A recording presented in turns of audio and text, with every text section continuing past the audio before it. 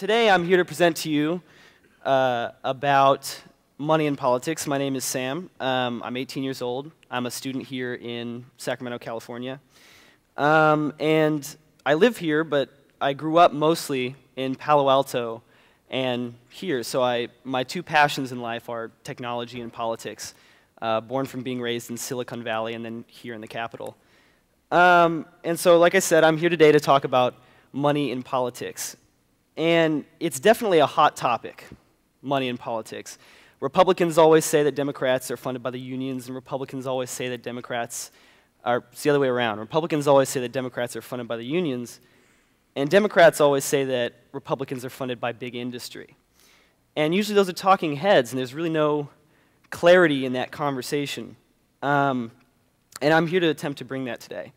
So first I'll start with a question.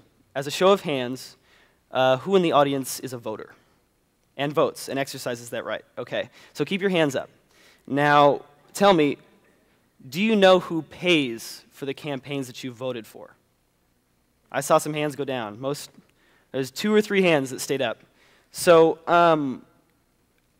it's actually, the federal government makes available a lot of information about how the government is run, about campaigns. There's all sorts of stuff that you can get that is, by federal law, has to be made available to the public.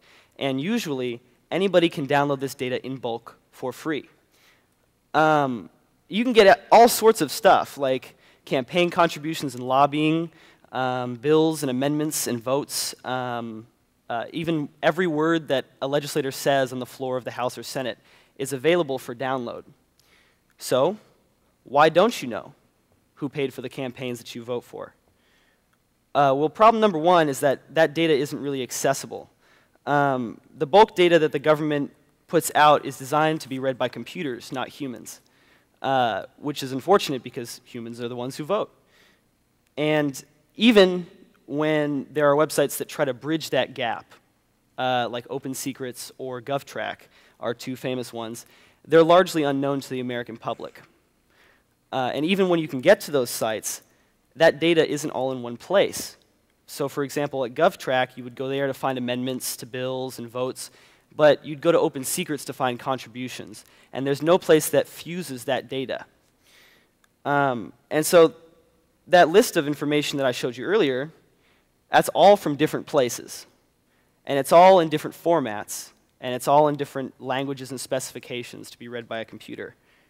And so problem number one is the American people don't have easy access to it. I mean, the theme of this event is youth, and the biggest group of children in the world is the voting population in America, and they don't nearly have the attention span to access that data. It's hard for a developer like me to meld those programming languages together and get some kind of useful information out of it, let alone the average American citizen. So problem number 2 is that the data is largely opaque. Even when you can find interesting information on these sites, the best way that you can, or at worst, they give you a table that you can search, you can sort, maybe you can change it different colors depending on which site you use, and if you're lucky, they'll give you some charts. And charts and tables are great, but it's a very Web 1.0 way of displaying and understanding information. And so a group of friends and I asked the question, can we do better? And if we have this information, why have it and keep it stored at all if we can't do anything with it? And so I'd like to introduce a project of mine in the making called Circle of Influence that I've been working on for 2 years now with a group of highly unpaid friends and volunteers. And this project is aimed at fixing that situation. So the first problem to address was combining those pieces of data, those disparate, siloed pieces of data into one universal database. And taking that database, then converting it into one universal format to be easily digested or understood. And as we investigated different ways that we could express all of this diverse information in one place, in one format, we arrived at a design pattern that gave lots more benefits than the others, and that was to store it as a graph. And to understand this system, not as politicians over here, and as corporations over here, and as legislation maybe in between, and contributions in between, but rather each of those points as a equally important piece of information in the entire American political sphere. And now when I say graph, I mean the mathematics and the computer science term for something that's stored with nodes and edges. So you can see it looks like a web. And those nodes and edges are connected together to form something coherent. And we built a prototype, a system to understand this information like a graph, and realized, because you can still have your tables and your charts from a graph, but we took it a step further and asked the question, what if you kept it as a graph? What if you let the user, you let the American citizen empower themselves by being able to browse and interact with this information in a graph kind of way? And instead of talking about that more, why don't I show you what I mean? So the first graph to ever come out of Circle of Influence was a map of the United States Senate. So senators to contributors, and contributors to senators. And this was done on test data. It's real data, but it's pre-bailout. It's 2008. It's right before TARP, the $700 billion bank bailout, which I'll get to in a second. It's relevant. But here's the map in full. And it's impossible to read, I know, on this screen. So I'm going to take you on a guided tour.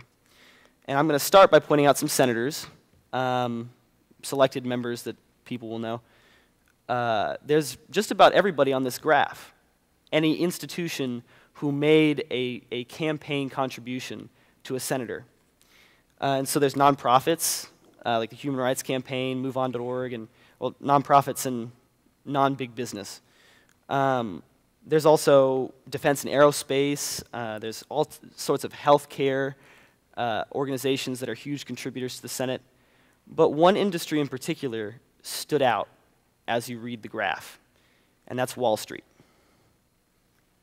Lots of huge contributors from Wall Street. And so I took a closer look at this graph. And by the way, when I say that this is the first graph ever to come out of Circle of Influence, I mean literally the first test of the first graphing system ever to come out of this system. And so the coloring on the nodes is a little off, and the centering isn't right. But you can still get useful information just by displaying this data as a graph.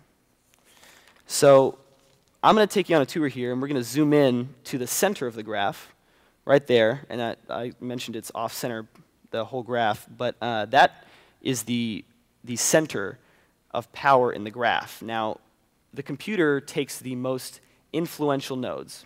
It doesn't matter if you're a senator or a contributor. If you're a senator, it's done by amount received. If you're a contributor, it's by amount given. And I'm going to take you in there, and 3 nodes stood out in particular.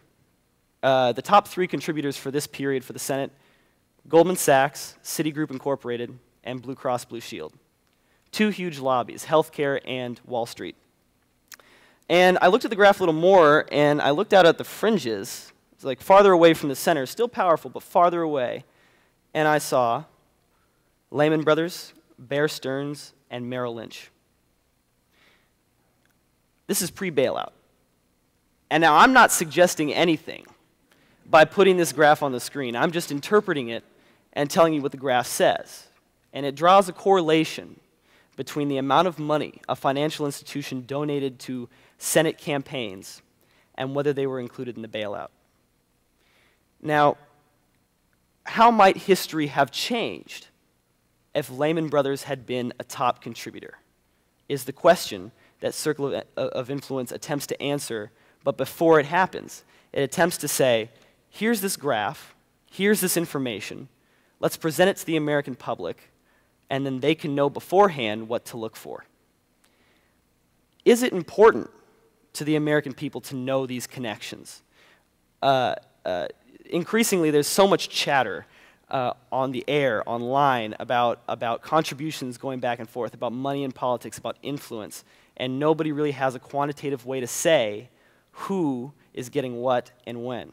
And Circle of Influence attempts to put a tool into the American people's hands so that they can make a better decision about who they want to put in office. Thanks for watching. I appreciate your attention. Thank you.